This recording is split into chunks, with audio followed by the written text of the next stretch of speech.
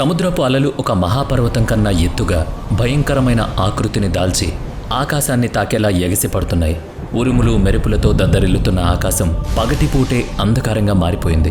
ఊళ్ళు, నగరాలు, పర్వతాలు, అడవులు అన్నీ ఆ ప్రళయ జలాల్లో కనురెప్ప మూసి తెరిచేలోపు మునిగిపోతున్నాయి. ప్రాణభయంతో పరుగులు తీస్తున్న మనుషులు, జంతువుల ఆర్తనాదాలు ఆ ప్రళయ ఘోషలో కలిసిపోతున్నాయి. ఇదొక భయంకరమైన దృశ్యం. కానీ ఇప్పుడు ఊహించుకోండి, ఒకవైపు మన హైందవ గ్రంథాల్లో వర్ణించిన మత్స్యావతారం, మరోవైపు బైబిల్ పట్టుకుని ప్రార్థిస్తున్న ఒక క్రైస్తవుడు, ఇంకోవైపు మట్టి పలకలపై ప్రాచీన సుమేరియన్లు చెక్కిన శాసనాలు. ఈ మూడు భిన్నమైన ప్రపంచాలు, భిన్నమైన కళలు, ఒకరికొకరు ఏమాత్రం సంబంధం లేని వేలాది కిలోమీటర్ల దూరంలో ఉన్న ప్రాచీన నాగరికతలు అన్నీ అచ్చం ఒకే రకమైన పడవ కథను, ఒకే మహా జలప్రళయం కథను ఎలా గ్రంథస్థం చేశాయి? ఇది కేవలం యాదృచ్ఛికంగా జరిగిన సంఘటన, లేక వేల సంవత్సరాల క్రితం భూమిపై ఉన్న మానవాళి మొత్తం కళ్ళారా చూసిన ఒక మహా విపత్త? ఈ ప్రశ్న వెనుక దాగి ఉన్న రహస్యం కేవలం మతానికే పరిమితం కాలేదు. దీని మూలాలు ఆధునిక విజ్ఞాన శాస్త్రంలో, భూగర్భ శాస్త్రంలో, మన గ్రహం యొక్క సుదీర్ఘమైన చరిత్రలో దాగి ఉన్నాయి. ప్రపంచ పట్టాన్ని ఒకసారి పరిశీలిస్తే భూమిపై నివసించిన దాదాపు ప్రతి ప్రాచీన నాగరికతలోనూ ఈ ప్రళయానికి సంబంధించిన ఆధారాలు స్పష్టంగా కనిపిస్తాయి.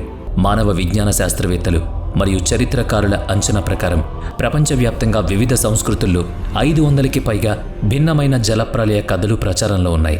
మన హిందూ ధర్మంలో శతపథ బ్రాహ్మణం మరియు భాగవత పురాణాల్లో ప్రస్తావించబడిన మనువు అనగా సత్యవ్రతుని కథ ఇందులో అత్యంత ముఖ్యమైంది. నదిలో స్నానం చేస్తున్న సత్యవ్రతుడి చేతిలోకి ఒక చిన్న చేపపిల్లలాగా వచ్చిన శ్రీ మహావిష్ణువు క్రమంగా ఒక మహామత్స్యంగా మారి భవిష్యత్తులో రాబోయే ప్రళయం గురించి ముందే హెచ్చరిస్తాడు. సృష్టంతా నీట మునిగిపోయే ఆ మహా విపత్తు నుంచి సప్త ఋషులను, అన్ని రకాల జీవరాశులను, వృక్ష జాతులను రక్షించడానికి ఒక భారీ నావను సిద్ధం చేయమని ఆజ్ఞాపిస్తాడు. ఈ కథ వింటున్నప్పుడు మనకు తెలియకుండానే ఒక అద్భుతమైన ఆశ్చర్యం కలుగుతుంది. ఎందుకంటే సరిగ్గా ఇదే ఇతివృత్తం అబ్రహామిక్ మతాలైన క్రైస్తవం, ఇస్లాం మరియు జుడాయిజంలో కూడా ప్రముఖంగా కనిపిస్తాయి. బైబిల్ ప్రకారం భూమిపై మానవులు చేస్తున్న పాపాలను, క్రూరత్వాన్ని చూసి దేవుడు తీవ్రంగా ఆగ్రహిస్తాడు. ఈ భూమిని శుద్ధి చేయడానికి ఒక మహాప్రళయాన్ని సృష్టించాలని నిర్ణయించుకుంటాడు. అయితే నోవా అనే ఒక నీతిమంతుణ్ణి మాత్రం రక్షించాలనుకుంటాడు. దేవుని ఆదేశాల మేరకు నోవా ఒక బ్రహ్మాండమైన పడవను నిర్మిస్తాడు. అందులోకి తన కుటుంబంతో పాటు భూమిపై ఉన్న ప్రతి జంతువు మరియు పక్షి జాతుల్లో ఒక జంటను ఎక్కించుకుంటాడు.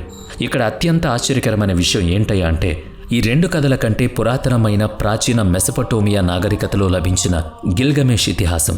ఉత్నాపిష్టిం అనే ఒక రాజుకు దేవుడు కలలో కనిపించి రాబోయే ప్రళయం గురించి హెచ్చరించి ఒక పడవను నిర్మించమని చెప్తాడు.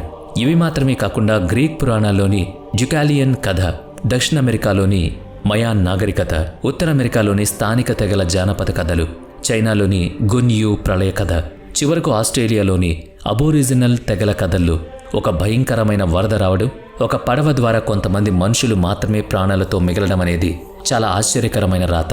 ఈ కథలన్నిటినీ పక్కన పెట్టి చూస్తే ఆశ్చర్యపరిచే ఒకే నమూనా, ఒకే ఖచ్చితమైన కాలక్రమం కనిపిస్తుంది. ఖండాలకు మధ్య వేలాది మైళ్ళ దూరం ఉన్నప్పటికీ ఈ కథలన్నీ ఒకే స్క్రిప్ట్తో నడుస్తున్నట్లు అనిపిస్తుంది. మొదటి దశలో మానవులు విపరీతంగా పాపాలు చేయడం, అవినీతికి పాల్పడడం లేదా ప్రకృతి నియమాలకు విరుద్ధంగా ప్రవర్తించడం జరుగుతుంది. ఇది అదృశ్యమైన దైవిక శక్తులకు తీవ్ర ఆగ్రహం తెప్పిస్తుంది. రెండవ దశలో ఆ దైవిక శక్తి, అది హిందూ ధర్మంలోని విష్ణువు కావచ్చు, బైబిల్లోని యహ్వే కావచ్చు, లేదా సుమేరియన్ల దేవుడు ఎన్కి కావచ్చు, సమాజంలో ఉన్న ఒకే ఒక్క మంచి వ్యక్తిని ఎంచుకుని రాబోయే మహా విపత్తు నుంచి ఆ వ్యక్తిని మాత్రమే ముందుగా హెచ్చరిస్తారు. మూడవ దశలో ప్రాణాలను రక్షించుకోవడానికి ఒక భారీ పడవ లేదా నౌకను నిర్మించమని స్పష్టమైన దైవిక ఆదేశాలు అందుతాయి.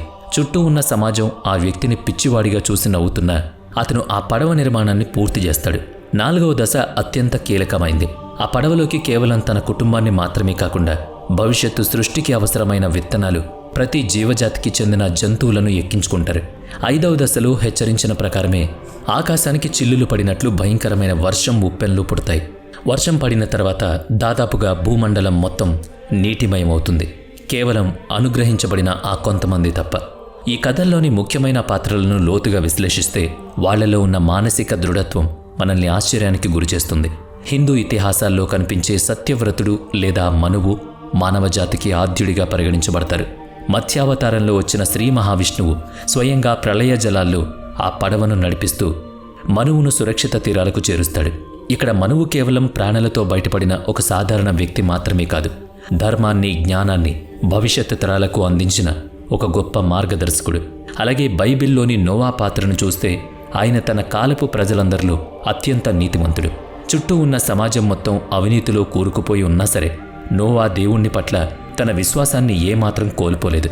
ఇక మత గ్రంథాలు ఈ మహాప్రళయాన్ని దేవుడి ఆగ్రహంగా ఒక ఆధ్యాత్మిక ఘట్టంగా వర్ణించినప్పటికీ ఆధునిక విజ్ఞాన శాస్త్రం మరియు భూగర్భ శాస్త్రం దీని వెనుక ఉన్న ఒక భయంకరమైన భౌతిక వాస్తవాన్ని మన ముందు ఉంచుతున్నాయి.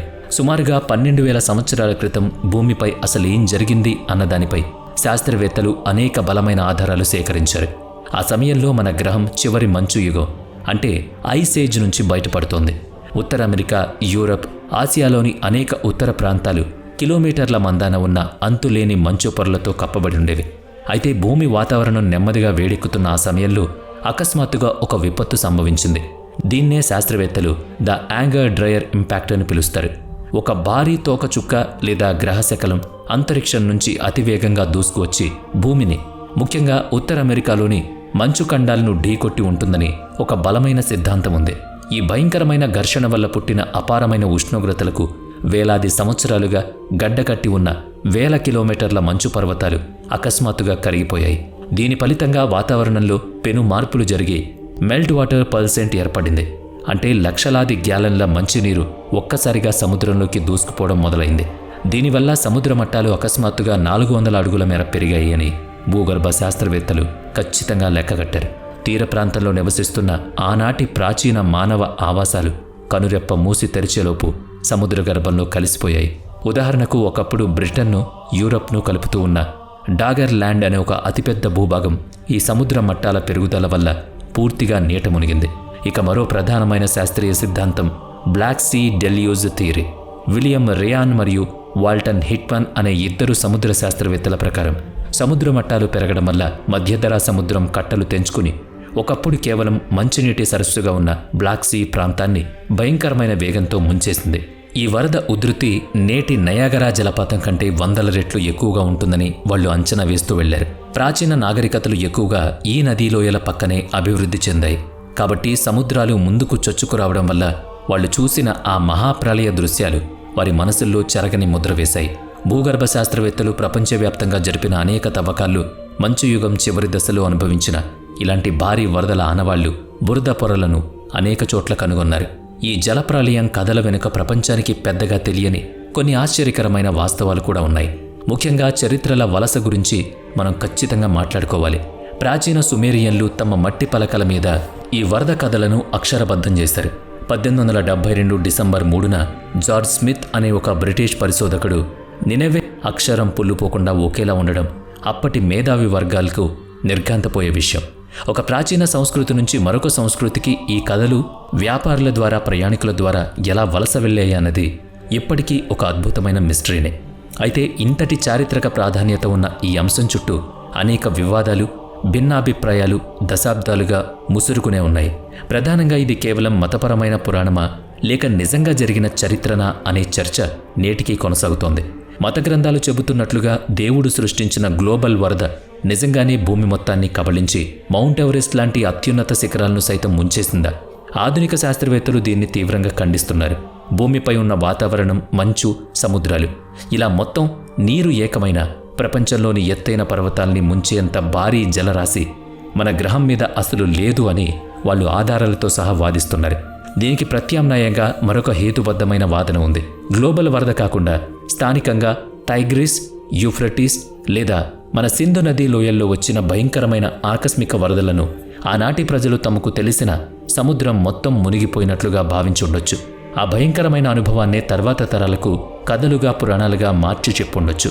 ఇలాంటి వివాదాలు ఎన్నున్నా ఈ మహాప్రళయం కథలు మానవ చరిత్ర, మతం మరియు సమాజంపై చూపిన ప్రభావం అనూహ్యమైంది. మానవ పరిణామ క్రమంలో ప్రాచీన కాలంలో ఈ కథలు మానవ మనస్తత్వాన్ని పూర్తిగా మార్చేశాయి. అప్పటి వరకు ప్రకృతిని కేవలం ఒక వనరుగా మాత్రమే చూసిన మనుషులు ఆ ప్రకృతి పట్ల ఒక విధమైన గౌరవం, విధేయత ఒక తారాస్థాయికి చేరేలా చేశాయి. మనుషులు తప్పు చేస్తే, ధర్మం తప్పితే ప్రకృతి లేదా దేవుడు కఠినంగా శిక్షిస్తారనే భయం పుట్టింది. అణువణువున ఆ భయం నాటుకుపోయింది. పాపపుణ్యాల భావన నైతిక విలువలు సమాజంలో పాతుకుపోవడానికి ఈ ప్రళయ కథలు ఒక అద్భుత సాధనంగా మారిపోయాయి. ఇక ప్రస్తుత ఆధునిక పరిస్థితులకు వస్తే ఈ ప్రళయ కథలు కేవలం గతం కాదు, మన భవిష్యత్తును హెచ్చరించే ఒక భయంకరమైన ప్రమాద ఘంటిక. ఈరోజు మనం ఎదుర్కొంటున్న వాతావరణ మార్పులు అంటే క్లైమేట్ చేంజ్, గ్లోబల్ వార్మింగ్ వల్ల భూమి ఉష్ణోగ్రతలు అనూహ్యంగా పెరుగుతున్నాయి. ఆర్కిటిక్, అంటార్కిటిక్ ప్రాంతాల్లోని గ్లేసియర్లు మునిపెన్నడూ లేని విధంగా వేగంగా కరిగిపోతున్నాయి. సముద్ర మట్టాలు ప్రతి సంవత్సరం ప్రమాదకర స్థాయికి పెరుగుతున్నాయి. పసిఫిక్ మహాసముద్రంలోని అనేక చిన్న దీవులు ఇప్పటికే కనుసన్నల్లో కూడా కనిపించటలేదు. మనం ఇప్పుడు ఒక స్లో మోషన్ మహాప్రళయాన్ని మన కళ్ళతో చూస్తున్నామా అని అనుమానం శాస్త్రవేత్తలను తీవ్రంగా కలవరపెడుతోంది. ప్రాచీన కాలంలో వచ్చిన వరద ఆకస్మికంగా వస్తే ఇప్పుడు రాబోయే విపత్తు నెమ్మదిగా కానీ ఖచ్చితంగా మనల్ని కబళిస్తుంది అనేది అడుగడుగునా తెలుస్తూనే ఉంది. మహాజల ప్రళయం ఇది కేవలం ఒకే ఒక మతానికి, ఒకే ఒక జాతికి చెందిన కథ కాదు. వివిధ మత గ్రంథాల్లో ఉన్నవన్నీ అక్షరాల వాస్తవం కాకపోవచ్చు, వాటికి పూసిన రంగులు భిన్నంగా ఉండొచ్చు. కానీ ప్రస్తుతం సమాజంలో చోటు చేసుకున్న ప్రతిదీ కూడా జల ప్రళయానికి కారణమవుతుంది, ముఖ్యంగా మానవ తప్పిదాలు. వీడియో నచ్చితే లైక్ చేయండి, షేర్ చేయండి. ఇప్పటి వరకు మన ఛానల్ని సబ్స్క్రైబ్ చేయనట్లయితే ఇప్పుడే సబ్స్క్రైబ్ చేసుకుని పక్కనే ఉన్న బెల్ ఐకాన్పై క్లిక్ చేయండి. నెక్స్ట్ వీడియోలో మళ్ళీ కలుద్దాం. Thanks for watching.